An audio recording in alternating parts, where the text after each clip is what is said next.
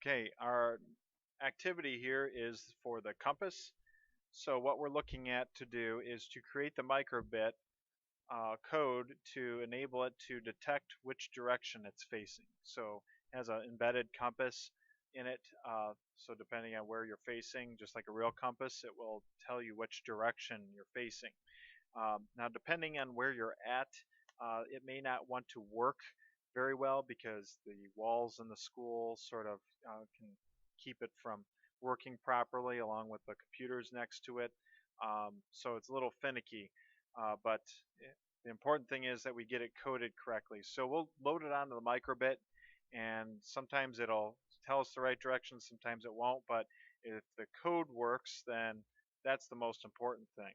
So this is the emulator, so we can spin this microbit symbol to show the direction that we would be facing. So um, we'll load up our directions here, and we'll look at what we're going to put together. So we want this to forever be detecting the direction we're facing. So we need this block that we start with, and we're going to tell it to um, set degrees to the compass heading. So the computer and onboard sensor for the compass is going to have some sort of heading, and we need to set a what's called a variable to match that compass heading. So when we go and have it show the readings, it works with our code. So basically what we're doing is we're putting together our code here so that it says if the degrees is less than 45, or the degrees that it's detecting is greater than 315, that's north. So, these are just general, basic, rounded sort of directions, north, south, east, and west. So we're basically telling it between different uh, degrees on a compass, a real compass, um, what it should be saying. So we are telling it between these different degrees what it should be detecting, and then it'll show north if it's between those sets of degrees. So I guess to make it simple, if we did a drawing of this shape, we can make that easy to understand. Um, so we can draw a compass here.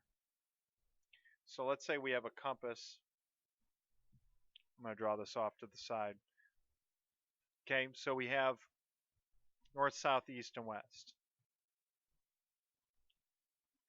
And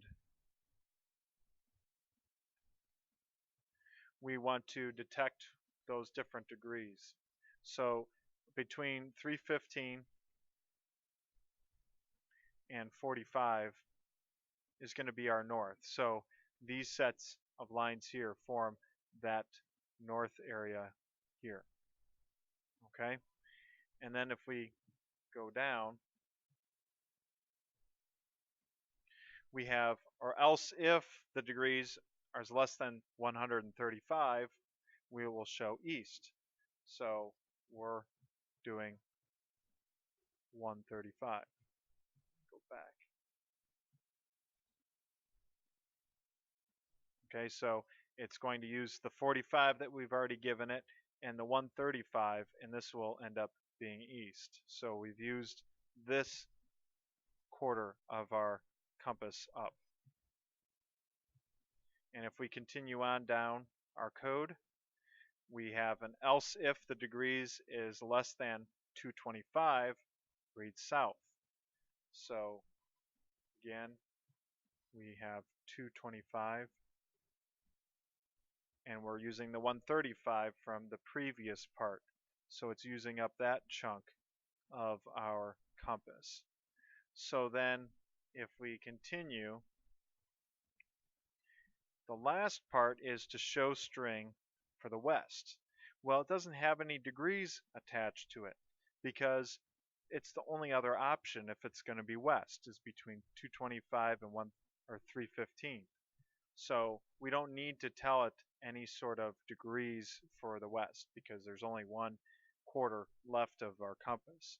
So when we go and code this, we'll want to make sure that the greater than, less than symbols are facing the correct way. So this is our one that will need greater than. The rest, these three, are all less than. So that's something to pay attention to, or else you'll end up having your compass not work right. So you'll go in your microbit site and you're going to pull together your code. So make sure you just keep that forever block and use that when you're coding.